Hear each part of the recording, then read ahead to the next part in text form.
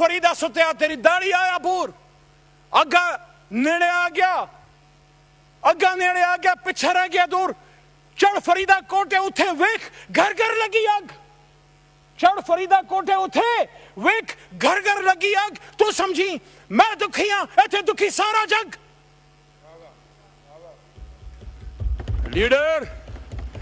Leader उस्ताद होता है जखरानी साहब और उस्ताद रूहानी बाप होता है वल्लाह मेरा सीना और मेरे जैसे करोड़ों लोगों का सीना नौजवानों का सीना चीर दिया गया जिस ने इस मुल्क के साबिक वजीर आजम को यहां से पकड़ के हाई कोर्ट से ले गए वो इमरान खान का कॉलर नहीं था वो 25 करोड़ अवाम का गिरबान था उठ फरीदा सुत्या तेरी दाढ़ी आया पूर अग्गा नेड़े आ गया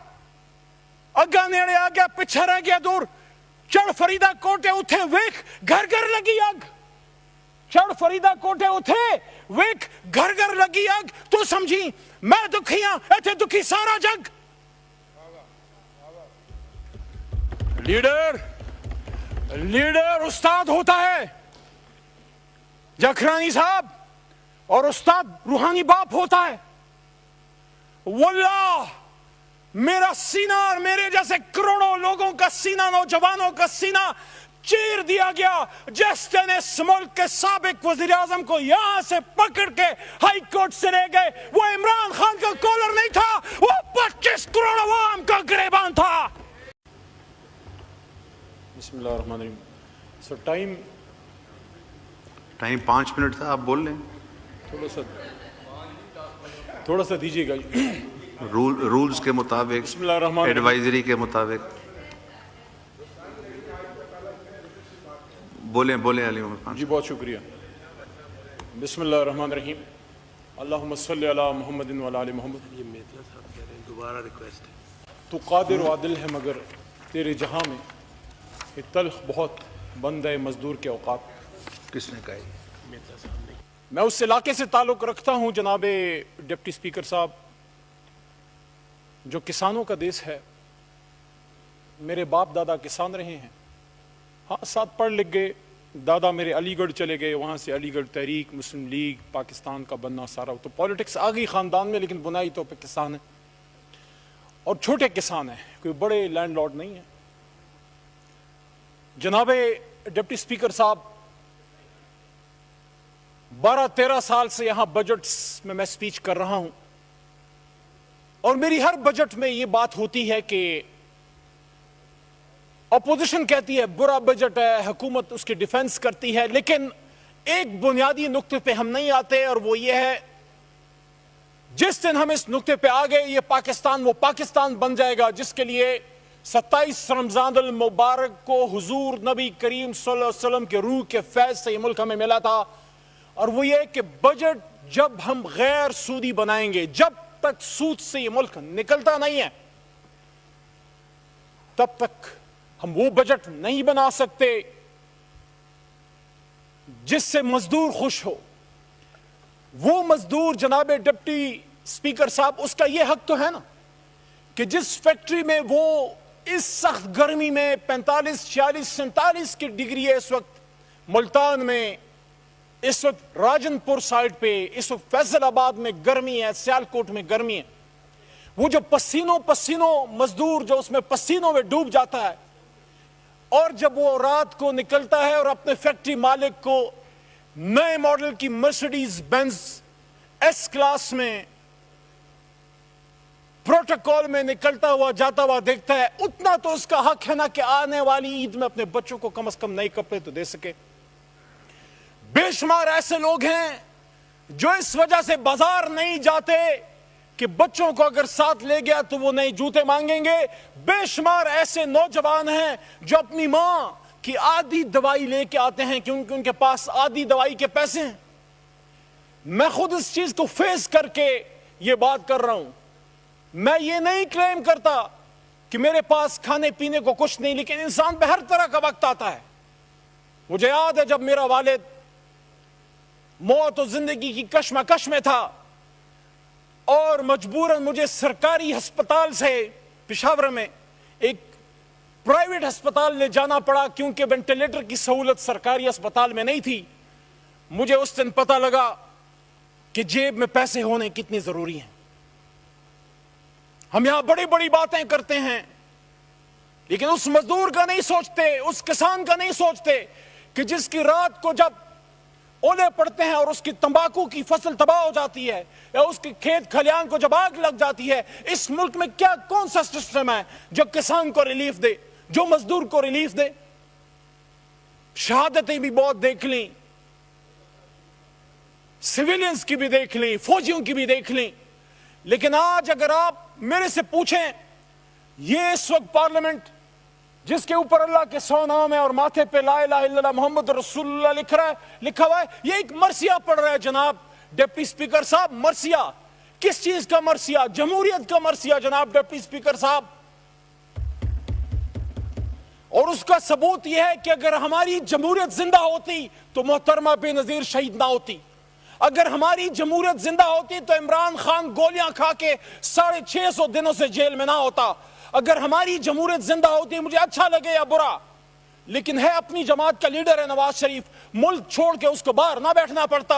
अगर यहां जेन्युइन जमहूरियत होती तो या इमरान खान वज़ीर आज़म होता जिसको वोट मिला है, या फिर अगर उन्हीं की हुकूमत आपने बनानी थी तो मियां नवाज शरीफ आज वज़ीर आज़म नहीं है।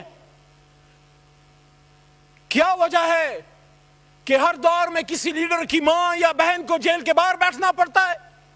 मैं तो जनाब शाह साहब, मुझे तो दुख होता था जब मैं देखता था कि एक साबिक वजीर आजम की बेटी अपने छोटे बच्चों के साथ एक जेल के बाहर बैठी होती थी। मोहतरमा की बात कर रहा हूं, लेकिन यह तो तारीख दर तारीख दोहराई जा रही है। हम कौन सी जमहूरियत की बात करते हैं? बतौर वकील मुझे बड़ा दुख हुआ।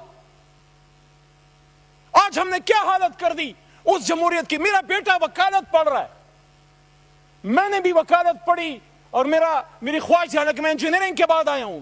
किसी का इतना दिल का जोर नहीं होता कि इंजीनियरिंग करके वकालत पढ़े। मेरा यह था कि मैं कलम से लड़ाई लड़ूंगा, बंदूक से नहीं। यहां से ऐसी तरामीम हुई हैं। मैं तो भुट्टो के गम में आपके साथ खड़ा हूं। जब भुट्टो को फांसी लगी, मैं खुद बतौर वकील उस केस के दौरान जूनियर सुप्रीम कोर्ट आता था, अपने उस वकील उस्ताद के साथ जो खुद शहीद हो गया, लतीफ अफरीदी, जो एक शहीद का केस लड़ने नमाइकस आता था सुप्रीम कोर्ट। और वहां मुझे वो तारीखी अल्फाज सुनने को मिले जब मेरे एक मोहतरम सीनियर बाबर रवान साहब ने सुप्रीम कोर्ट में उस केस का हवाला दिया, जब एक जज ने एक साबिक वजीर आजम को कहा कि क्या एक मुसलमान वजीर आजम ऐसे होता है। ये अल्फाज, तज़हीक आमेज़ अल्फाज भुट्टो को सुनने पड़े, जिसने आपको एटमी क़ुव्वत दी, जिसने आपको खत्म नबूवत का कानून दिया। लेकिन क्या तब्दील हुआ? मैं तो भुट्टो की फांसी पे आपके साथ खड़ा हूं, लेकिन मेरे लीडर के बदन को जो 4 गोलियां लगी हैं, आप इस ऐवान में थे, किस पार्लियामेंटेरियन ने खड़े होकर इमरान खान के हक में 2 बातें की हैं कि बुरा है जैसा भी है, मेरा साबिक वज़ीर आज़म मुल्क का, गोलियां उसको लगी हैं। मैं अपने दामन में शहीद बेनज़ीर की लाश उठाए बैठा हूं। बिलावल साहब को या अभी साबिक वज़ीर आज़म राजा साहब को क्यों नहीं बात करते आप? हमें वो गम, हमें वो दुख लगता है जो मुझ पे गुजरता है। बाबा फरीद ने फरमाया, उठ फरीदा सुत्या, तेरी दाढ़ी आया बूर, अग्गा नेड़े आ गया, पिछे रह गया दूर। चढ़ फरीदा कोटे उठे वेख घर घर लगी अग। चढ़ फरीदा कोटे उठे वेख घर घर लगी अग। तू समझी मैं दुखियां, इत्थे दुखी सारा जग।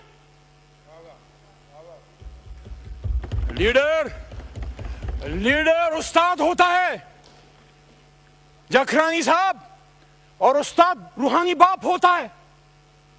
वल्लाह मेरा सीना और मेरे जैसे करोड़ों लोगों का सीना, नौजवानों का सीना चीर दिया गया जिस ने इस मुल्क के साबिक वजीर आजम को यहां से पकड़ के हाई कोर्ट से ले गए। वो इमरान खान का कॉलर नहीं था, वो 25 करोड़ अवाम का गिरबान था।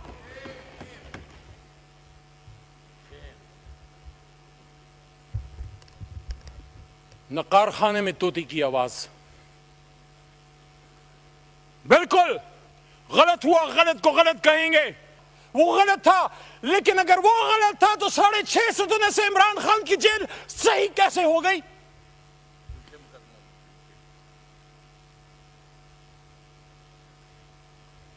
शहीदों की बात होती है, میرے اپنے علاقے میں 3-4 جنازے آئے ہیں. میں آپ کو پرسوں ترسوں کی بات بتاتا ہوں. لیفٹیننٹ دانیال شہید ہوا ہے. لیفٹیننٹ دانیال میرے علاقے میں آ کے شہید ہوا ہے. اس کی لاش آئی ہے, باڈی آئی ہے. اس کے والد جو ایک ایئر مین ہے, ایئر فورس میں کام آفیسر رینک کے نہیں ہیں, ان کے ساتھ میں بیٹھا تھا. انہوں نے وہی بات مجھے کی. میں ہمیشہ شہیدوں کے پاس جاتا ہوں, جو مجھے سالوں پہلے کیپٹن جنید کے والد نے راول پنڈی کے قریب اسلام آباد میں کی. وہ دونوں نے ایک بات کی. کیپٹن جنید جب شہید ہوئے, ان کے والد نے مجھے کہا کہ میں ایئر مین تھا. میری زندگی کا ارمان تھا کہ میرا بیٹا آفیسر بنے اور میں اس کو وردی میں سلوٹ کروں. کہتا ہے میرا بیٹا شہید ہو گیا. یہ دوسرا میرے پاس آتا ہے, وہ اسپیشل بچہ تھا, کہتا ہے اب یہ میرا احساس ہے. اور دانیال کے والد مجھے کیا کہتے ہیں, اس کے بالکل گھر کے سامنے اس کی قبر ہے, جھنڈا پاکستان کا لگا ہوا ہے. کہتا ہے دانیال ایک خواب تھا. تو شہادتیں, قربانیاں تو ہر جگہ پہ ہیں. پھر مسئلہ کیا ہے؟ پھر مسئلہ حل کیوں نہیں ہو رہا؟ اے چاند یہاں نہ نکلا کر, یا الٹی گنگا بہتی ہے.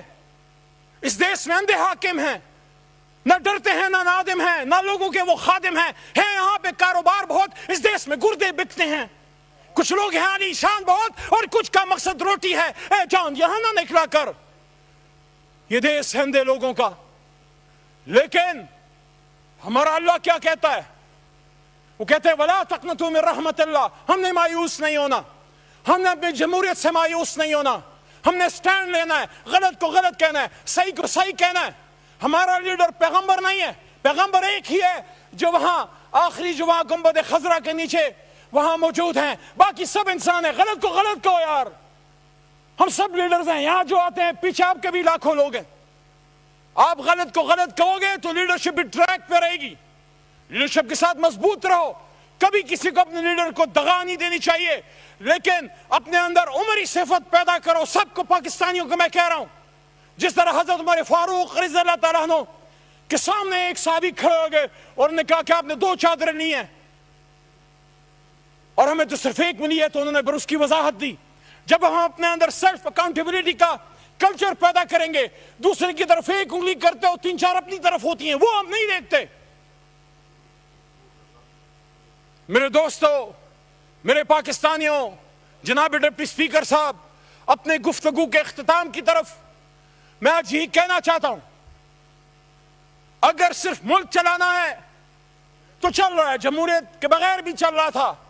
لیکن اگر ملک کو دنیا کی سب سے بڑی طاقت بنانا ہے, جو صوفی برکت علی صاحب کا ایک پیشن گوئی تھی, جو قائد اعظم کا ایک خواب تھا, جو بات صوفی برکت صاحب کر گئے, فیصل آباد والے کہ وقت آئے گا کہ اسلام آباد کی ہاں اور نہ میں دنیا کی ہاں اور نہ کے فیصلے ہوں گے. تو 1948 میں یا 42 میں قائد اعظم محمد علی جناح لائف میگزین کو انٹرویو دیتے ہوئے کہہ چکے ہیں. ان سے پوچھا گیا, mister Jinnah, how do you perceive Pakistan? Jinnah صاحب said, I perceive Pakistan to become the pivot of the world. اور اسی جناح نے یہ بھی کہا, پیوٹ آف دا ورلڈ یعنی دنیا کی سب سے مضبوط طاقت بنے گی. اسی جناح نے یہ بھی کہا جمہوریت کا مرثیہ ہے.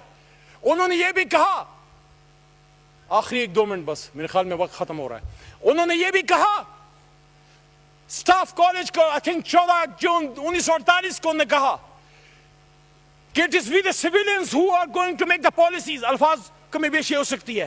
آرم فورسز کو کہا سٹاف کالج میں, you have to obey those policies, implement those policies. We the civilian will make the policies. My question to this parliament is, when will that time come when the civilian leadership, who are the real heirs of Qaid Azam Muhammad Ali Jinnah, Barrister Jinnah, ایک قلم کے مزدور نے بنایا تھا, گھوڑے کے اوپر بیٹھ کے ایک سیاسی کارکن, ایک قلم کے مزدور نے پاکستان بنایا تھا. پھر ہم اسکواڈرن لیڈر یوسف کے پاس بھی جاتے ہیں, ارتضا بچہ جس کو ادھر گولا لگا, کرنل حسین صاحب کے, ظہیر حسین صاحب کے بیٹے ہیں. جنگ کے دوران میں ان کے گھر گیا. میرے اپنے علاقے میں ایاز شہید کی لاش آئی ہے, کندھے پہ اس کی لاش رکھ کے قبر میں اتاری ہے. اور ابھی ایک اور لاش آئی ہے شہید شوکت علی کی, اس کی قبر پہ اس جگہ کھڑا تھا, یہ کسی کو نہیں پتا. یہ اس ہفتے میں اس کی قبر پہ جو فاتحہ پڑھ رہا تھا. ہم اپنے قائد کے وژن پہ ہیں, یہ کام ہم لوگ کریں گے, اور اس کے لیے ضروری ہے جنگ جیتنے کے بعد ایک اچھا موقع تھا بھی ہے, ملک کے قوم کے لیڈر کو باہر نکالیں. عمران خان صاحب سے بات کیجئے, میاں صاحب بھی ملک میں واپس آئیں. زرداری صاحب یہ سب لوگ، میں جب یہ بات کرتا ہوں میری جماعت میں شاید کچھ لوگ اس کو ناپسند کریں، لیکن میں سمجھتا ہوں سیاسی فورسز کو سیاسی فورسز سے بات کرنی چاہیے. آپ بیٹھیں اور فیصلہ کریں اس ملک کا مستقبل کیا ہے. کیا اس ملک کا مستقبل یہ ہے کہ 88 میں بے نظیر آئے، 90 میں اس کی حکومت IGI بنا کے توڑ دی جائے، یا اس کا مستقبل یہ ہے کہ 97 میں نواز شریف 2/3 سے آئے اور ہتھکڑی ڈال کے باہر بھیج دیا جائے، یا عمران خان آ جائے؟ اور وہ تب تک تو قابل قبول ہے جب تک آپ کو ایک ینگ یا ایک ماڈرن فیس لگتا ہے. لیکن جب اس کرسی پہ جناب ڈپٹی اسپیکر صاحب آخری 50 سیکنڈ دے دیں، اس کرسی پہ جب عمران خان صاحب بیٹھے تھے، عالم اسلام اکٹھا تھا، اور وہاں اسپیچ کرتے ہوئے عمران خان نے یہ کہا امت مسلمہ کو، جس طرح آج ایران پہ حملہ ہو چکا ہے، امت مسلمہ کو سڑ لینا چاہیے، وہ اسے کو بلانا چاہیے. عمران خان نے وہاں کھڑے ہو کے کہا آؤ اسلامک بلاک بناتے ہیں. امت مسلمہ کو کہا 16 منٹ اسرائیل کے خلاف اپنی بات، اور ہندوستان کے خلاف فلسطینیوں کے ساتھ اور کشمیریوں کے ساتھ کھڑے ہو جائیں. میں نے کہا اب نہیں چھوڑیں گے.